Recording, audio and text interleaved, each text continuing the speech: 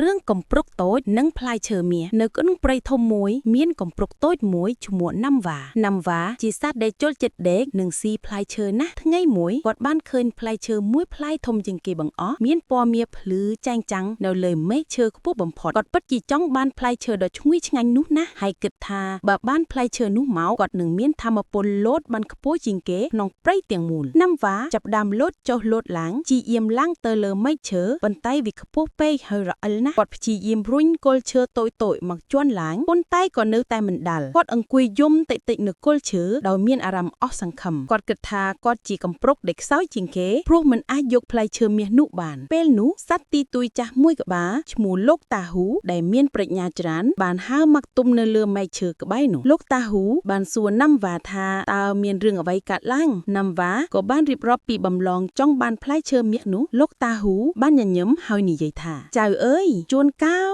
យើងមិនចាំបាច់ប្រាយកម្លាំងទេតែត្រូវប្រាយគំនិតហើយកុំខ្លាចក្នុងការសុំជំនួយពីមិត្តភ័ក្តិការធ្វើការងារជាក្រុមអាចដោះស្រាយបញ្ហាធំៗបានណាំវ៉ាគិតបានហើយក៏រត់ទៅហៅមិត្តភ័ក្តិរបស់ខ្លួនគឺកណ្ដៅតូចមួយឈ្មោះឆៃណាំវ៉ាឲ្យឆៃជួយរុញដំបងវែងមួយដើម្បីធ្វើជាស្ពានតភ្ជាប់ទៅនឹងមែកឈើដោយមានជំនួយពីឆៃណាំវ៉ាក៏បានលូនតាមដំបងនោះឡើងទៅដល់ផ្លែឈើមាសដោយជោគជ័យណាំវ៉ាបានចែកផ្លែឈើមាសនោះជាមួយលោកតាហ៊ូ